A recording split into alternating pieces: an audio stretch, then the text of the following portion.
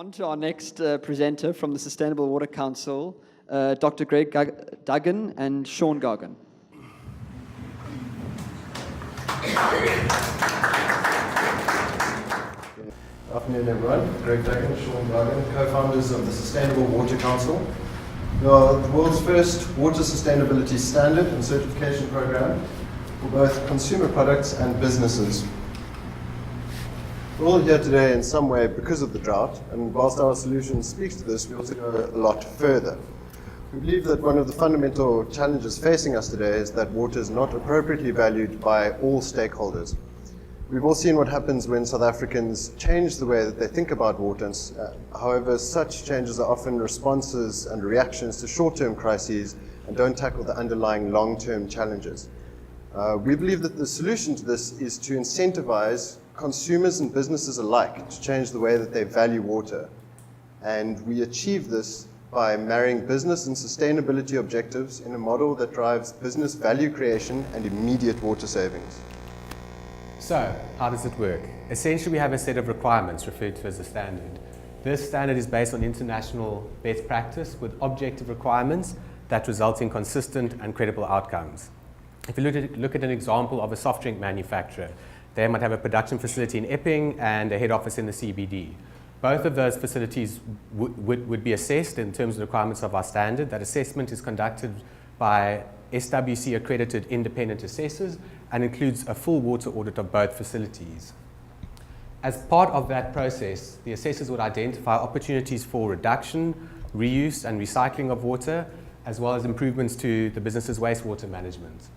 In addition, they would assess compliance with all existing water legislation, as well as the other requirements of our standard, which includes an overall assessment of the sustainability of the business's water practices. The end result of that is a list of mandatory implementation requirements. If those implementation requirements are successfully implemented and it's been verified by our assessors, membership is granted. Ongoing membership is then subject to additional checks, which include a full reassessment every 24 months. In terms of fees, assessment fees are agreed independently between applicants and between the assessors, whilst the SWC earns its income from monthly membership fees. One of the founding principles when developing the standard was that we wanted to bring business together to find solutions to our water challenges. The result of this is the Swc Knowledge Hub, which is our platform for the sharing of water innovations and water best practice with our members and with our partners. More difficult than that was figuring out how we mandate water efficiency improvements within business. And our solution of using return on investment is what truly sets us apart from any other environmental approach and is vital to our model for a variety of reasons. The first is that it's a metric that is already well understood by business. Secondly, it creates a direct link between the value of water and business value creation. And finally, it provides us with an objective metric that we can use to mandate water efficiency improvements across all sectors. The benefits of membership are tangible. Beyond brand building, members are able to differentiate their products in the marketplace, risk and future-proof their businesses and water operations, as well as driving cost savings through enhanced efficiencies.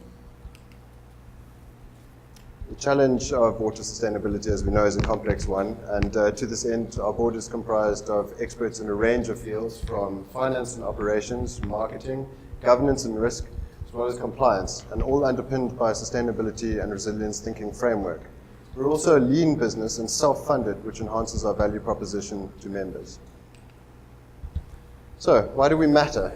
The SWC model is infinitely scalable and accessible to businesses of all types, sizes, and sectors.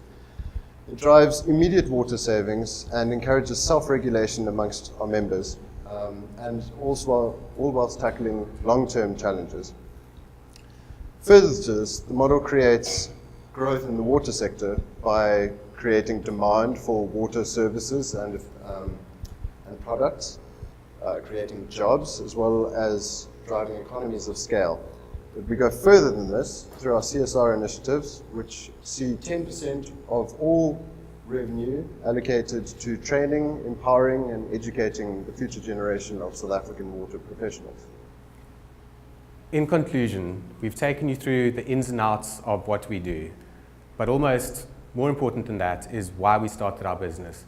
and why we spent so many years developing our model. And we did that because we truly believe that the interests of the environment and the interests of business don't have to be mutually exclusive, and that this can be achieved by reframing water sustainability as a true value proposition. Thank you. Thank you.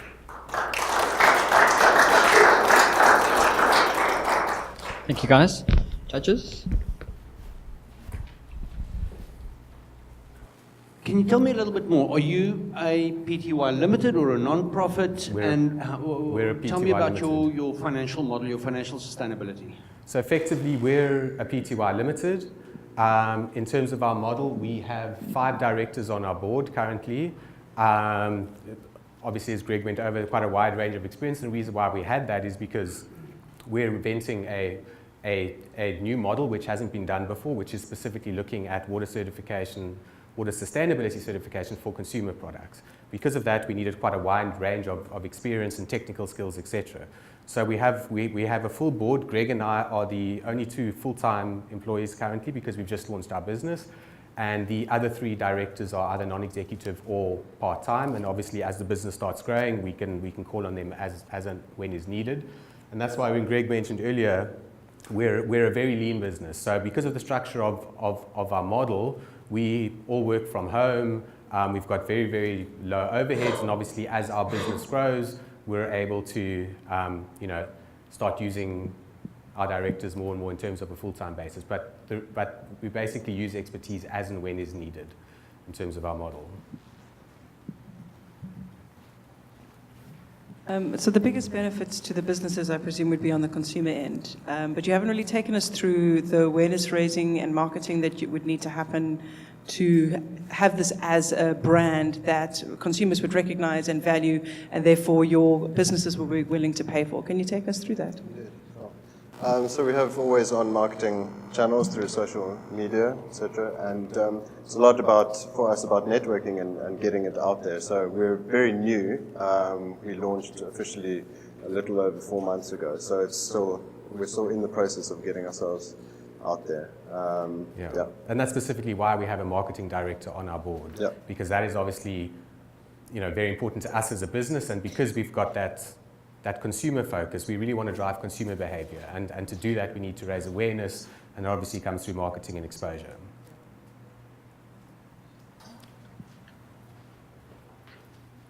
What is your current fee structure like for So members? the fee structure is mainly based on annual turnover for members. So your smallest business, let's say under 5 million rand, we'll be looking at around 500 rand a month. Membership fees to us. And a larger business, say over 100 million rand turnover, they'd be looking around about 6,000 rand a month membership fees. And as I mentioned earlier, assessment fees are completely outside of our business. They are agreed independently between our accreditors, assessors, and between applicants to our standard. Judges, any more questions?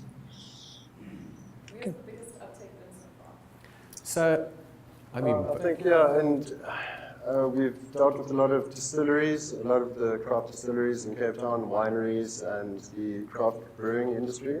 Then there's also been a lot of interest from the tourism sector, so boutique hotels, guest houses, because they've been badly affected by the drought as well. So it's sort of a range, and I think that's what's, our model is so scalable. We've also dealt with big manufacturing plants out in the Atlantis SEZ, so it really is scalable, and we've, from the outset, been able to demonstrate that. yeah, and that's, I think, the key thing with our value proposition as well, is that some businesses might want to differentiate their product in the marketplace. So the consumer angle, being able to say that they've got the world's first water sustainable beer, might be more interesting to them than the risk and future-proofing aspects. Whilst a business that maybe is a wholesale manufacturer that doesn't really deal with the consumer, they're more interested in cost savings because they might be using hundreds of thousands of litres of water a day. So that's why we've kind of got that holistic value proposition that that we believe can apply across all industries and sectors. Thanks. I mean, I think as Claire said as well, I think the key to this would be the value that gets put onto that particular brand. Is it not a bit of a risk that you guys are operating as a business as such, and that you generate your revenue from that? So the credibility of the brand, then how are you going to build that credibility of the brand as something that is truly trusted? Look, I think, right from the start when we set out developing this model, we believe that the credibility of brand is the most important thing. If that logo isn't credible, we basically don't have a business. And that's why we got all those experts onto our board when we developed the standard. We developed it in accordance with international best practice guidelines.